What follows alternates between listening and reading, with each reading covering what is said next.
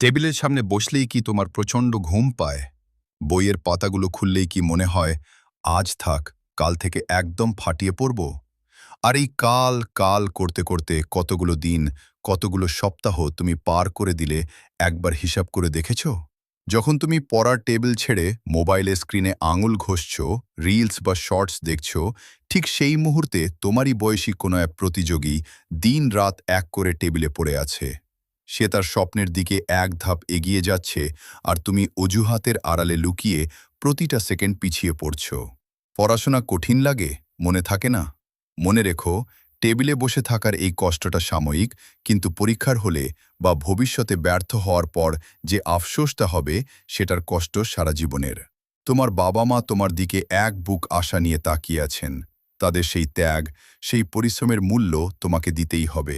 বিছানা ছাড়ো, মোবাইলটা দূরে রাখো, বইটা খোলো, আর নিজের মনকে বলো, আজকে আমি হার মানব না, আজ আমাকে পড়তেই হবে। পড়ার টেবিলে বসার প্রথম ৫ থেকে ১০ মিনিট সবচেয়ে কঠিন। তোমার মন তোমাকে হাজারটা যুক্তি দেখাবে টেবিল থেকে উঠে যাওয়ার জন্য। মন বলবে, আজ থাক, একটু মাথা ব্যথা করছে, কাল সকাল থেকে একদম ভোরবেলা উঠে পড়ে ফেলব। কিন্তু ঠিক এই মুহূর্তেই তোমাকে নিজের মনের বিরুদ্ধে রুখে দাঁড়াতে হবে। একেই বলে ডিসিপ্লিন বা আত্মনিয়ন্ত্রণ।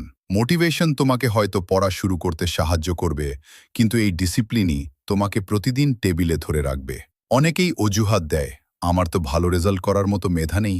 শুনো, মেধা বা ট্যালেন্ট দিয়ে হয়তো কিছু দূর যাওয়া যায়, কিন্তু কঠোর পরিশ্রম আর ধারাবাহিকতা ছাড়া কখনো শীর্ষে পৌঁছানো যায় না। আজ তোমার অলসতার কারণে যে সিলেবাসটা পাহাড়ের মতো কঠিন মনে হচ্ছে, প্রতিদিন একটু একটু করে লড়লে সেটাই একদিন ধূলিকণার মতো সহজ হয়ে যাবে। আজকে পড়ার টেবিলে বসে যে কষ্টটা তুমি সহ্য করছো, এটাই তোমার ভবিষ্যতের সবচেয়ে বড় ঢাল। সিদ্ধান্তটা এখন সম্পূর্ণ তোমার।